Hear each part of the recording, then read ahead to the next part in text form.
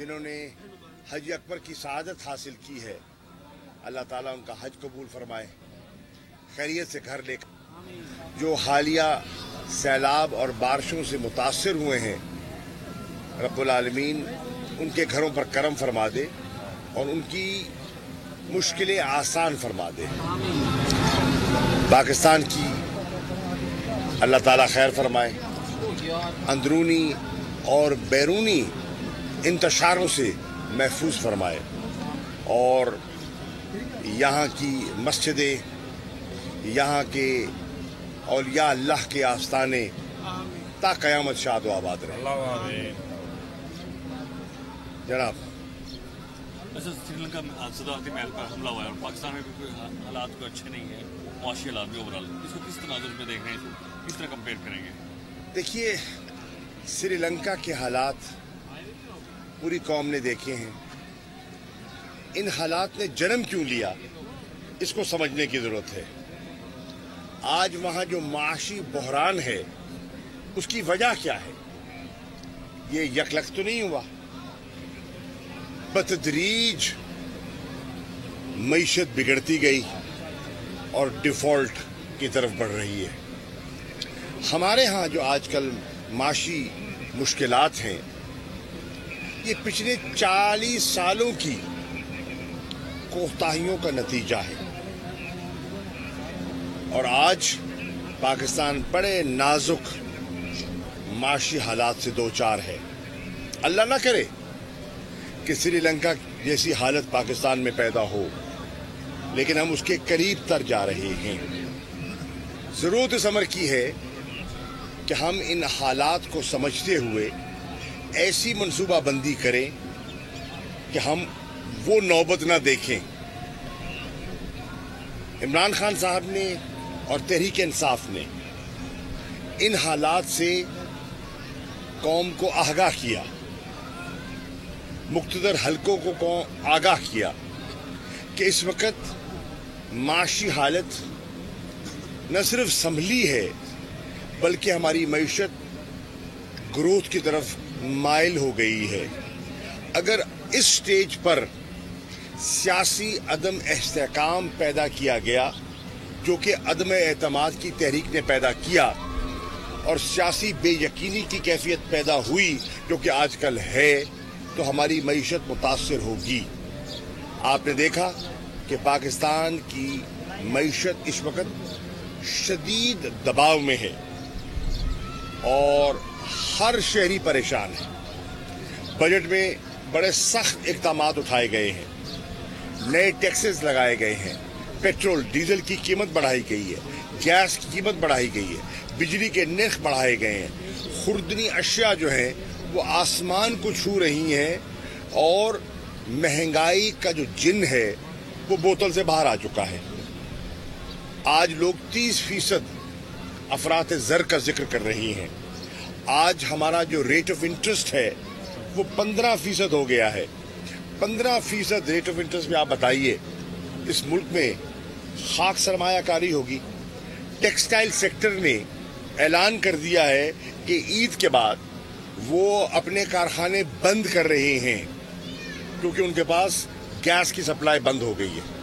جب textile sector جو ہماری صنعت کا سب سے بڑا سیکٹر ہے، جب وہ بند ہو جاتا ہے تو اس ملک میں مہنگائی کے علاوہ بے روزگاری کا طوفان آئے گا، اور اس کا ذمہ دار کون ہے؟ اس کے ذمہ دار آج کے حکمران ہیں، اور یہ عمران خان بارہا کہتے رہے، ان کی بات کا نوٹس نہ لیا گیا۔ میں آج بھی سمجھتا ہوں کہ ہمارے حکمرانوں کو اپنی سمت درست کرنی چاہیے۔ ہمارے ملک میں جو انتخابات ہیں وہ جو اب ہونے جا رہے ہیں 17 تاریخ کو، وہ شفاف ہونے چاہیے۔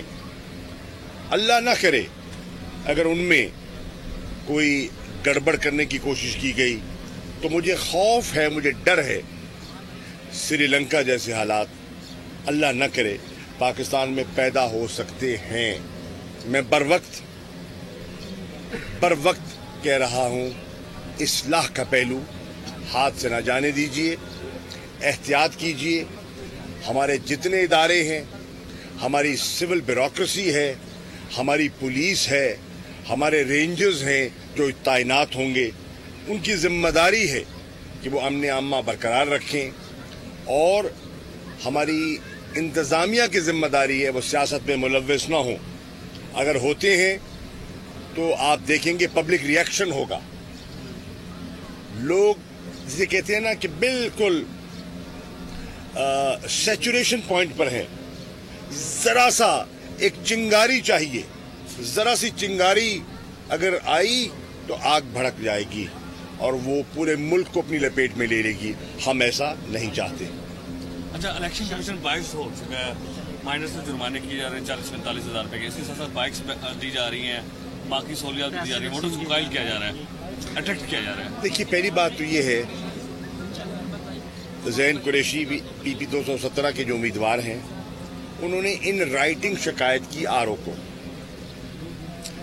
आरओ साहब ने कार्रवाई की, कानून के मुताबिक की, और साबित हो गया कि सरकारी उम्मीदवार, मुस्लिम लीग नून के उम्मीदवार सरकारी दफ्तर में सरकारी वसाइल इस्तेमाल कर रहे हैं, सरकारी अहलकारों की मौजूदगी में वो मीटिंग कर रहे हैं। तभी तो आरओ साहब ने उन पर जुर्माना आयद किया है। कोड ऑफ कॉन्डक्ट की खुल्लम खुल्ला खिलाफ वर्जी हुई है जिसका एतराफ हो गया है। अगर एतराफ ना होता तो जुर्माना ना होता। 5 वकील थे उनकी जिरा के लिए, वो साबित नहीं कर सके, वो अपनी बेगुनाही साबित नहीं कर सके और सरकारी उम्मीदवार को कोड ऑफ कॉन्डक्ट का खिलाफ ज़ाब्ता उसको ठहराया गया। मैं समझता हूं कि आरओ ने फर्ज शनासी का सबूत दिया है, मैं उनका शुक्रिया अदा करना चाहता हूं। इलेक्शन कमीशन से लोगों को तवक्कुआत है। हमारे चीफ इलेक्शन कमिश्नर काबिल एहतराम हैं, लेकिन इस स्टेज पर जब पूरी कौम की नजरें इलेक्शन कमीशन पर लगी हुई हैं, उनकी अहलिया को एक ओहदा देना और उनका कबूल कर लेना, इस पर एक सवालिया निशान उठता है। काश वो ऐसा न करते।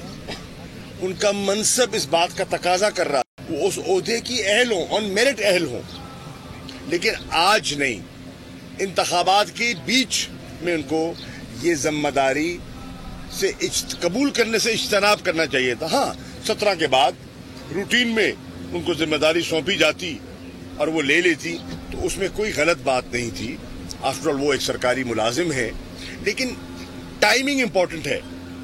जहां एक तरफ लोग शक व शुबे से देख रहे हैं, वहां इस किस्म की रियायत और मरात कबूल की जाए तो उससे इदारे की साख और क्रेडिबिलिटी मुतासिर होती है और न्यूट्रलिटी जो है वो मुतासिर होती है।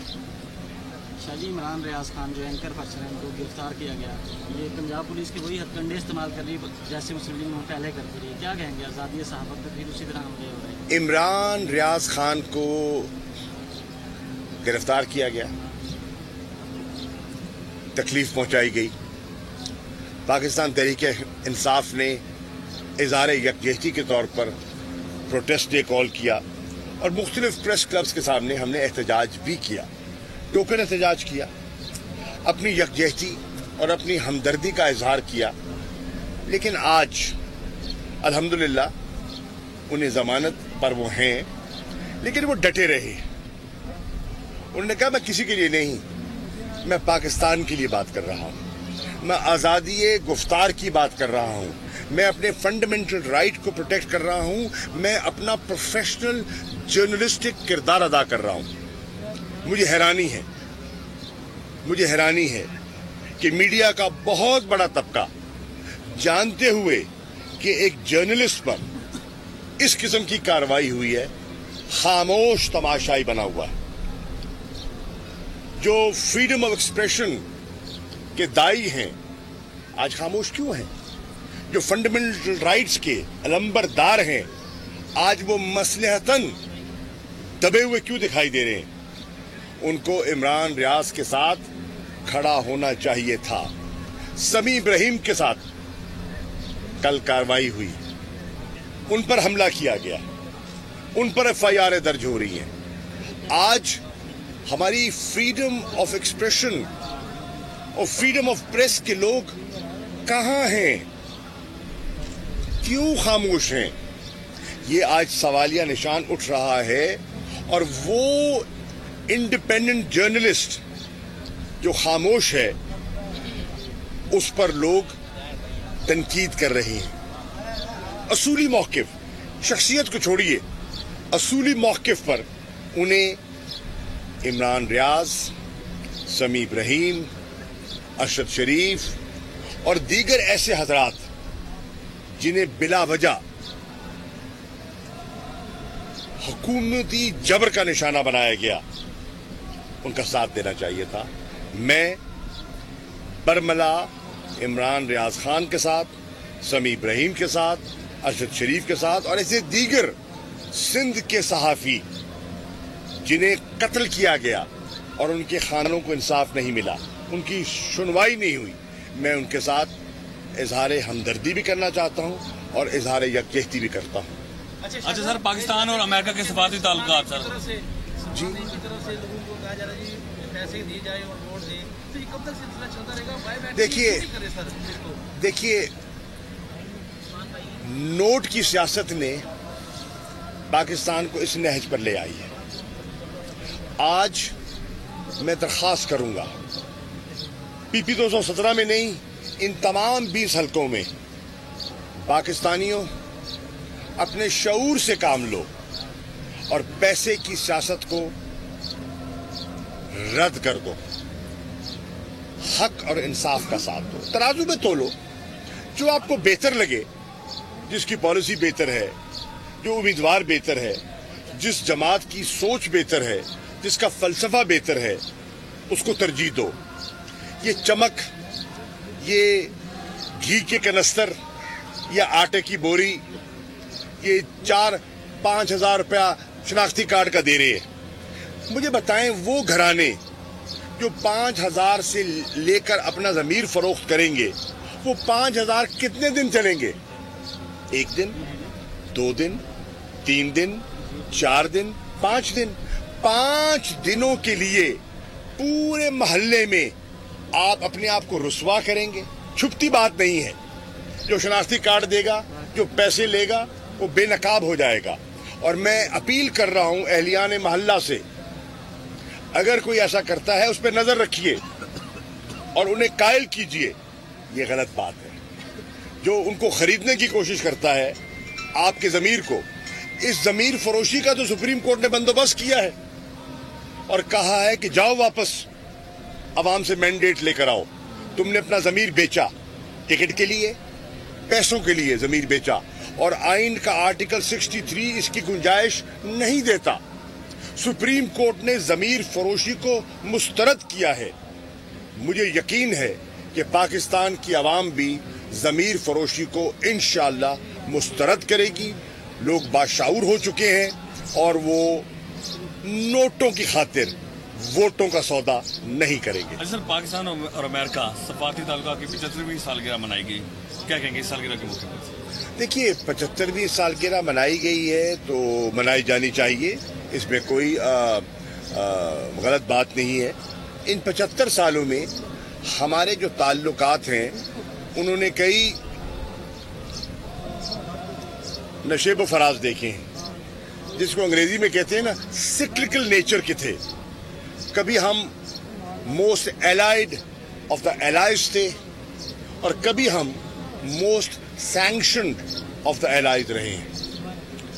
मैंने हमेशा अमेरिका को कहा है, मैं जब भी मिला हूं, मैंने मौजूदा जो उनके वजीर खारजा हैं सेक्रेटरी ब्लिंकन, जब मेरी न्यूयॉर्क में उनसे मुलाकात हुई थी, मैंने उन्हें कहा था, तारीख बताती है कि जब अमेरिका ने और पाकिस्तान ने मिलकर काम किया है, दोनों को फायदा हुआ। जब अमेरिका ने पाकिस्तान का झटका किया है, उसको खिफ़त उठानी पड़ी है। हम दोस्ती चाहते हैं, हम गुलामी कबूल नहीं करेंगे। फर्क सिर्फ ये है, इमरान खान की और शहबाज शरीफ की सोच में फर्क इतना है, इमरान खान कहता है दोस्ती قبول ہے, غلامی قبول نہیں ہے. شہباز شریف کہتے ہیں ہر صورت جو آپ کے فیصلے ہیں ہمیں قبول ہے. ہم کہتے ہیں وہ فیصلے قبول ہیں جو پاکستان کے مفاد میں ہیں, وہ فیصلے قبول نہیں ہیں جو پاکستان کے مفاد میں نہیں ہیں. جو پاکستان کے مفاد میں نہیں ہیں ان کے لیے عمران خان کا, تحریک انصاف کا جواب ہے ایبسلیوٹلی ناٹ. نہیں مانیں گے, ملک کا سودا نہیں کریں گے, ملک کا وقار نہیں بیچیں گے, اپنے آپ کو آپ کے ہاں گروی نہیں رکھیں گے. اس قوم کے شعور کو اجاگر کریں گے, اور اجاگر ہو گیا ہے.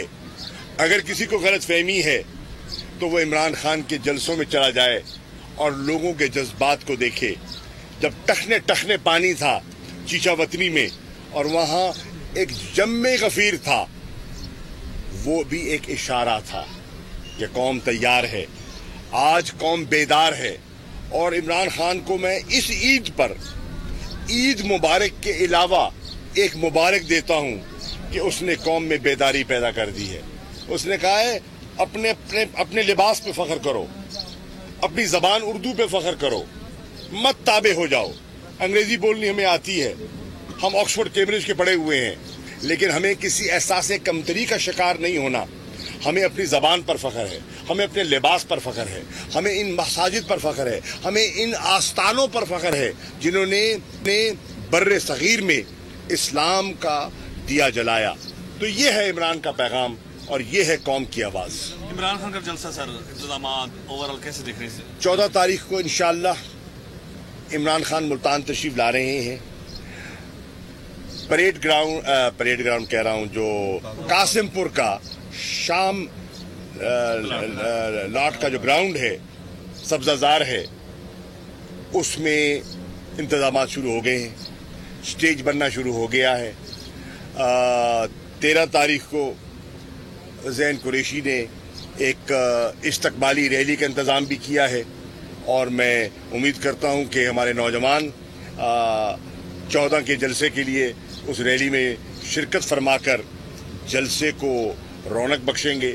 اور میں دعوت دیتا ہوں ملتان والوں کو, اور بالخصوص PP 217 کے باشعور شہریوں کو, وہ آئیں اور عمران خان کا نقطہ نظر سنیں, اور سن کر تول کر فیصلہ کریں. Thank you. سبسکرائب کریں اور بیل دبائیں تاکہ کوئی خبر رہ نہ جائے.